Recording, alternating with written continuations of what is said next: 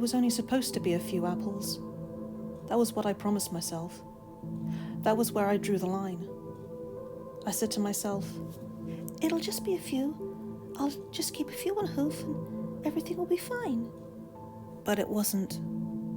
For the first few days, I could hold myself to just 2 or 3, but it got worse.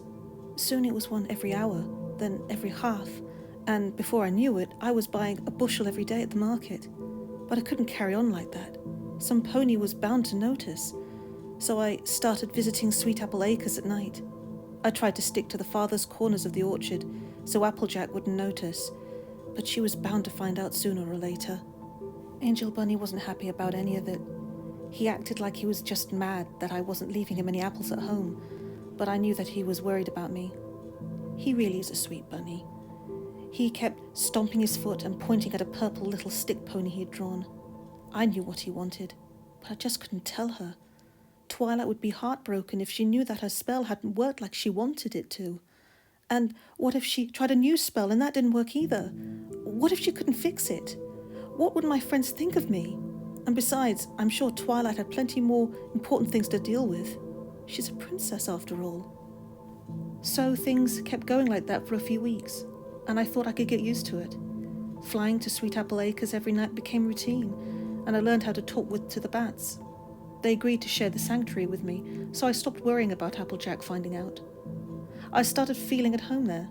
I'd hang upside down for hours, just chatting with my little friends and enjoying apples. And oh, those apples! AJ made sure that the sanctuary had plenty of different trees inside. So there were so many different apples to choose from, also deliciously, wonderfully juicy. We even had a few zap apples.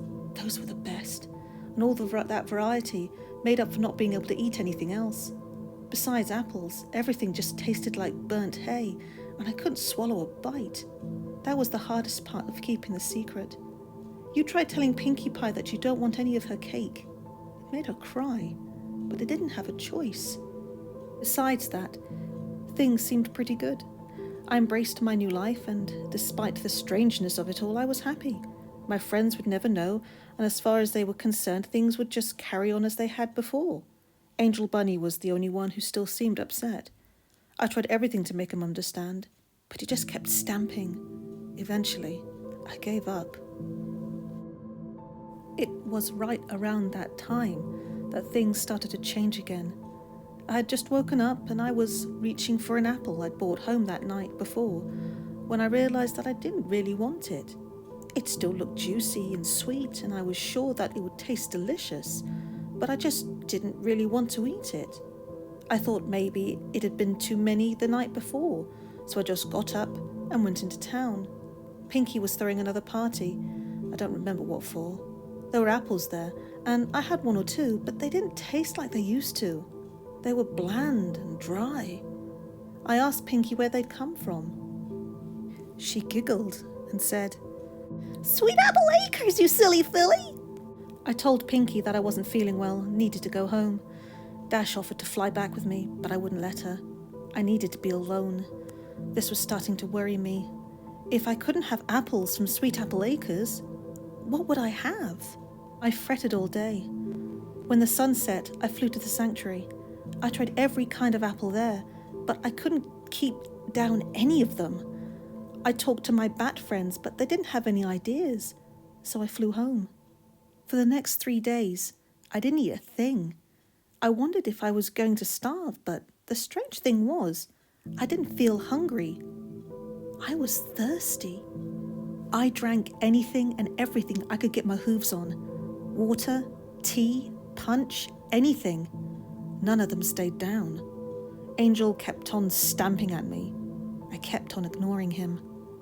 On the 4th day, my doorbell rang.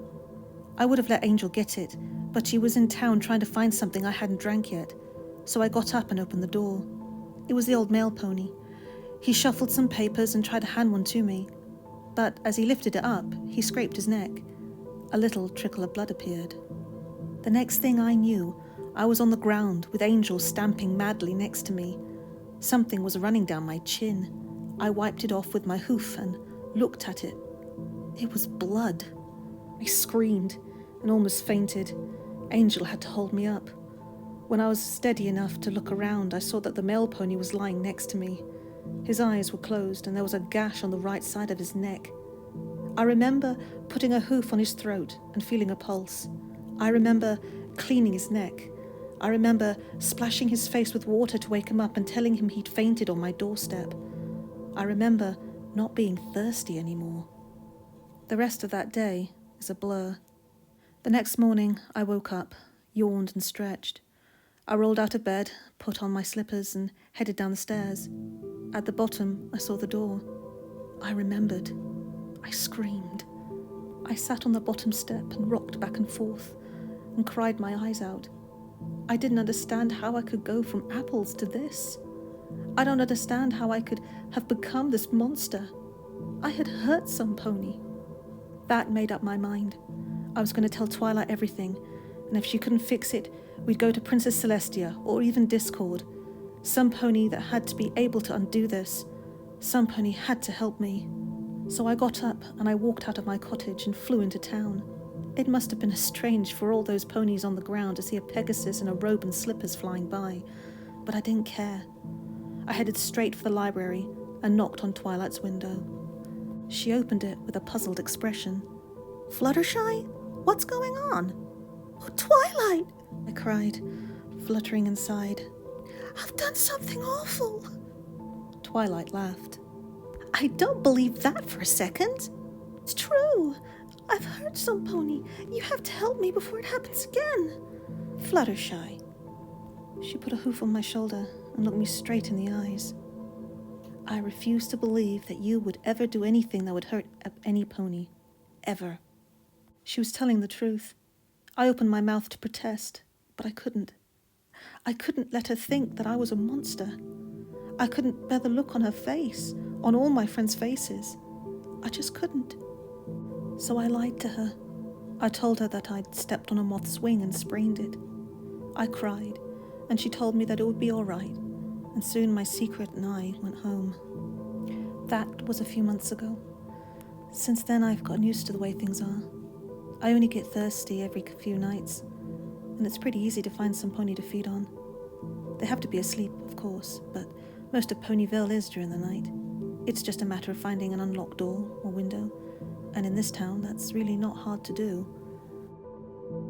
I still can't eat or drink anything when I'm with the other ponies, but it's not hard to come up with excuses. Angel Bunny knows the truth, but I don't think he'll ever tell. He knows how much it would hurt me. Besides all that, things are pretty normal here in Ponyville. I still go out with my friends and we still have adventures. They don't scare me anymore, though. I enjoy them. Rainbow says she's finally starting to rub off on me. I let every pony think that. The truth is that I'm just not frightened anymore. I know that there's only one thing around worth being scared of. Me.